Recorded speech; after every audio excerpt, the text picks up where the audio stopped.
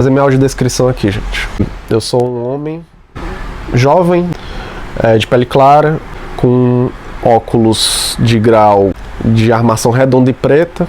Sou baixa visão, meu cabelo é curto e cacheado. Tô com uma blusa azul clara, com estampas da Frida Kahlo. Atrás de mim tenho 3 estantes de gibis. Aqui é Kelvin do Significando Coisas, de colecionador para colecionador. Hoje a gente vai apresentar uma parte de uma série de vídeos que é o Como Começar a Ler Gibis. Bom, esse vídeo primeiramente foi feito com o objetivo de aumentar a comunidade e a gente trocar conhecimentos. Não é objetivo meu ser o dono da verdade, nem mostrar que eu tenho todo o conhecimento, certo? Minha ideia é renovar o nosso público leitor de quadrinhos, né? Trazer gente nova para ler gibis e conversar, né? Isso que importa no final das contas. Isso é um hobby nosso e é um hobby muito solitário e é bom que a gente converse sobre.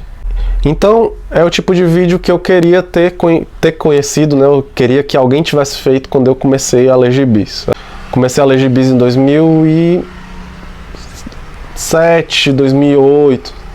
E por mais que já existisse o YouTube na época, né? O YouTube é de 2007, eu não tinha internet na época, né? Eu comecei a ter acessar a internet em 2011. Então, eu comecei a ler gibis à solta, assim. Pegava o que tinha numa loja do centro de Fortaleza, que o nome dela é Ravena. Então, lá tinha muitos livros usados de sebo e a gente comprava de coisas de R$2, R$1 na época.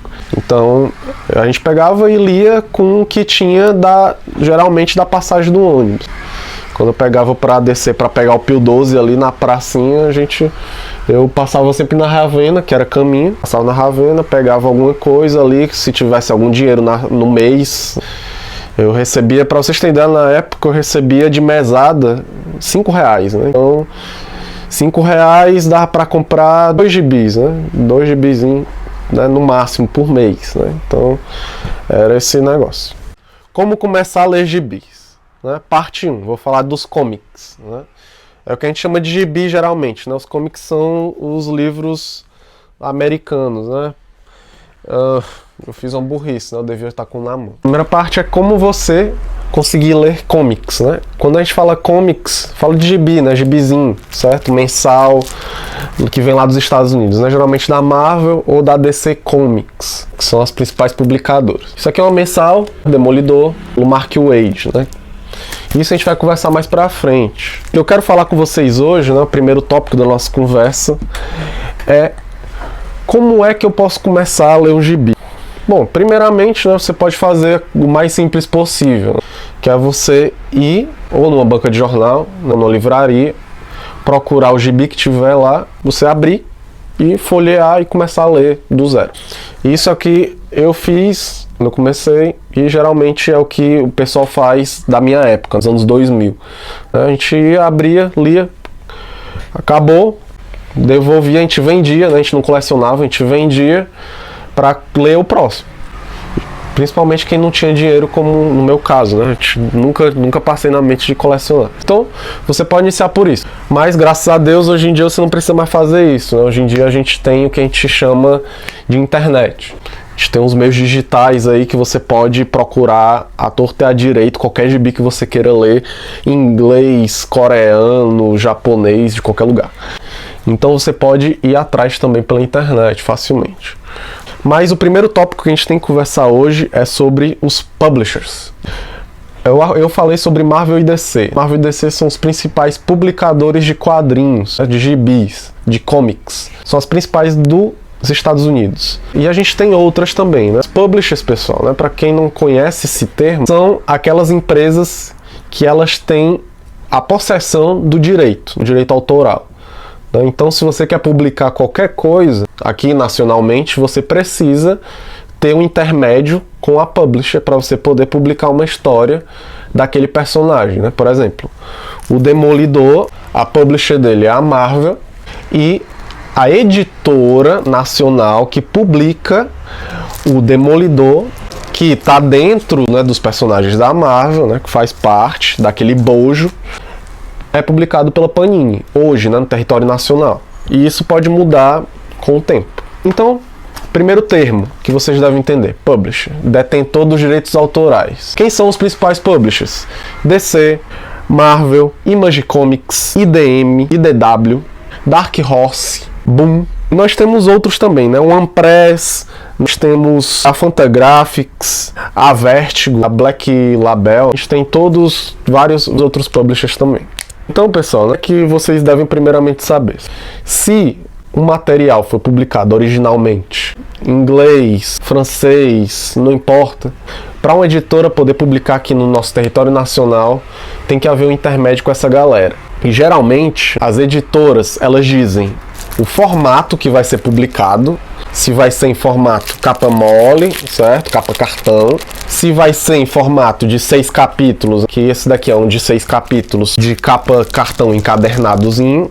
Ou se vai ser em um gibi mensal de 56 páginas, né? Que geralmente vem 2 capítulos, né? Com grampos. Ou se vai ser num capa dura de 12 capítulos, ou se vai ser num capa dura também, né, de 300 páginas, ou se vai ser num capa dura que pega um ônibus, né, de 800 páginas, etc. Quem diz, né, o formato que vai ser publicado, geralmente é o publisher no seu contrato com a editora que vai publicar nacionalmente. Então, né, quando você reclama do formato que está sendo publicado, você tem que ter noção que aquilo deve estar dentro do contrato também da editora. Então, entra nisso, né, qualidade do papel, formato, quantidade de capítulos por publicação, por volume. Então, tudo isso é o publisher que diz a maneira que a editora vai publicar. Após isso, né, nós temos as nossas editoras nacionais. E será o nosso próximo vídeo, fica atento. Aqui é Kelvin do Significando Coisas. E estamos de volta para a continuação do vídeo de colecionador para colecionador. Como começar a ler gibis. Agora vamos falar sobre as editoras. Primeiramente, gente, né, retornando o que a gente já falou antes, as editoras são aquelas empresas nacionais que elas publicam tanto quadrinho nacional quanto quadrinho do exterior. Quando a gente fala de quadrinho do exterior, a gente tem a relação com os publishers, né? Que são aquelas empresas que são detentoras dos direitos autorais, que a gente já falou anteriormente, né? E aqui no Brasil a gente também tem quadrinho nacional, né? E nós temos também os publishers aqui brasileiros, né? Nós temos editoras que também são publishers, certo? Um exemplo é a nossa Pipoca em Nanquim, né? O nosso Pipoca em Nanquim também tem quadrinho autoral e quadrinho nacional, que eles são detentores dos próprios direitos autorais e eles publicam também para fora seus próprios quadrinhos. E é isso, né, pessoal? Além disso, nós temos a questão de ser editora e nós temos a questão da distribuição. Vou falar dessa relação entre distribuição e editoras. Teve uma época, meados de 2019, mais ou menos, em que a Abril, né, que era a principal distribuidora de quadrinhos aqui no nosso país, certo? Ela quebrou. O que aconteceu? Né? Os quadrinhos, principalmente os quadrinhos, os gibis da Panini, né, eles não tiveram circulação devida, né? Então, muita gente tem um buraco na coleção nessa época aí, né? Eu lembro que estava lançando O Fim dos Mundos, né?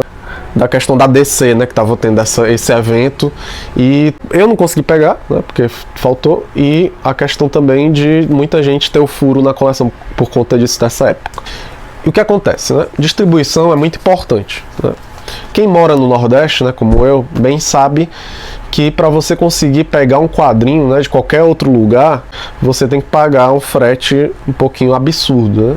E hoje em dia, né, a Panini ela tem a sua própria distribuição e ela também paga, né, outras distribuidoras, né? Distribuidoras hoje em dia, como a Jadlog, né, como a própria Amazon tem as suas distribuições, certo? Internas. Então a Panini hoje em dia conseguiu superar esse problema. Mas não acontece, não é a questão de que não vai ocorrer esse problema novamente, né? Se um dia, por exemplo, a Sequoia, né, que é uma distribuidora muito grande no nosso país, né, se um dia ela quebrar, com certeza a distribuição dos quadrinhos de várias editoras vão atrasar. Isso a gente tem a questão da distribuição. E no nosso país, como todos sabem, né, tem 5 regiões.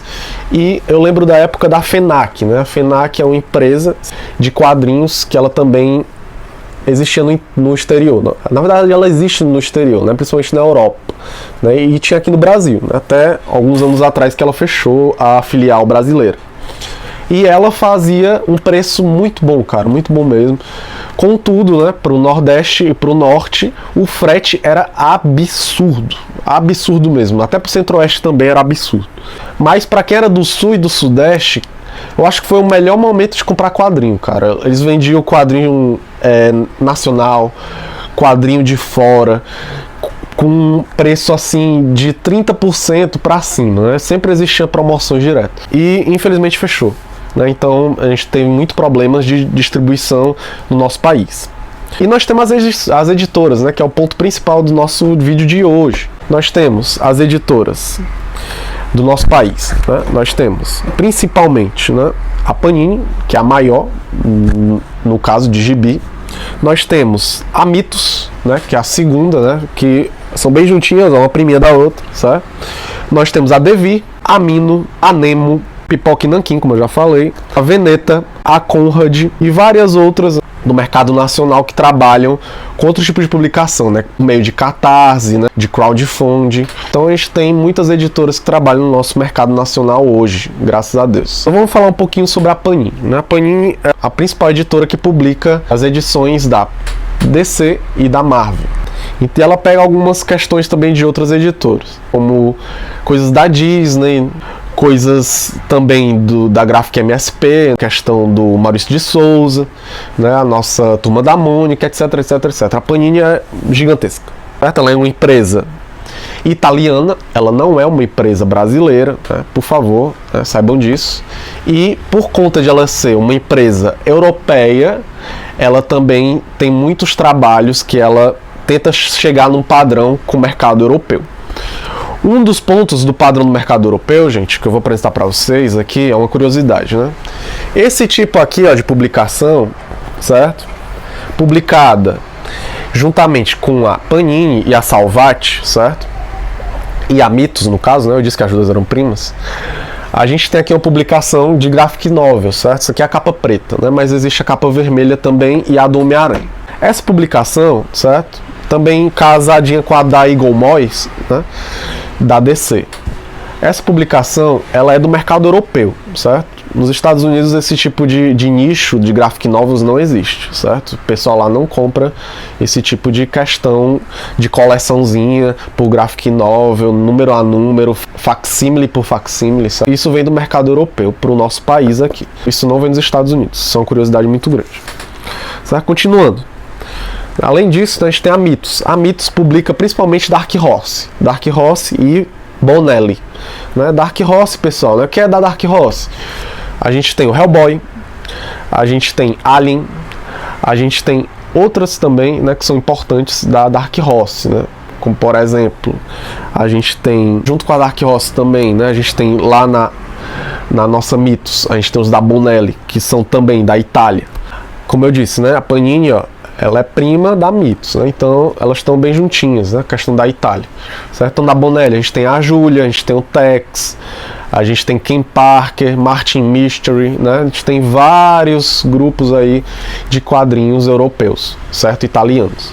Depois a gente tem os outros tipos de quadrinhos que são mais de mercado de nicho, né? Ali o mercado mais indie, né? A gente tem a Quadrinhos Nascia, né? Que publica muita coisa de quadrinistas muito famosos, né? Chris Ware, Spiegelman, né? Joe Sacco, né? Muitos quadrinhos famosíssimos lá de fora, que geralmente quem publica isso é a Fantagraphics, né? Vem aqui para o nosso mercado nacional pela editora Quadrinhos Nascia, né? E a Veneta também tem pegado um pouco desse público, né? Desse tipo de publicação. Entre outros, pessoal, né, a gente pode trazer também a Pipoca e Nanquim, né, que traz muito do mercado de colecionador, né? Então todos, ou a maioria, né, das publicações, né, são edições de luxo, né, naquele padrão Pipoca e Nanquim, né, que a gente conhece. E a gente tem também, né, a Devir, que publica geralmente quadrinhos da Image Comics, que são quadrinhos indie, né? Mas não são indie, são indie que são colocados no mercado, né, mainstream. Então a gente tem a Devir e a gente tem a Mino e a Nemo, que eu acho as duas bem parecidas, né, a Mino e a Nemo. Elas publicam muita coisa indie, mas também pegam um pouco ali do que sobra da Image Comics, pegam um pouco ali do que sobra da Dynamite, né, e tal, né. Eles pegam também um pouquinho das outras publishers, certo? E a Veneta e a Conrad, né, que são também duas primas, né. A Veneta e a Conrad, elas publicam bastante aqueles quadrinhos que a gente chama de quadrinho político, né, com viés político, né. Geralmente quadrinhos com críticas, né, quadrinhos históricos, quadrinhos de cunho jornalístico, quadrinhos que são bastante fora da caixinha, vem pela Conrad e Veneta. Outras de nicho, né, a gente tem a editora 85, a editora Trem Fantasma, a gente tem a editora Figura, a editora Comic Zone, né, que publicam bastante quadrinhos argentinos.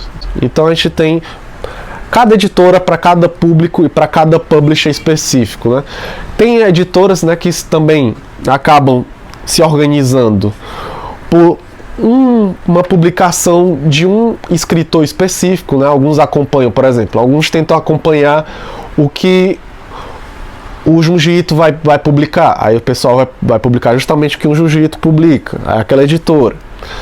O que o Breccia publica, o pessoal vai naquele cara, né? Aquela editora já sabe. Mas também acontece, né, pessoal, de alguma editora roubar o quadrinho da outra, né? Por exemplo, o Breccia a gente sabe que geralmente sai pelo Comic Zone, mas acabou saindo o Breccia por onde?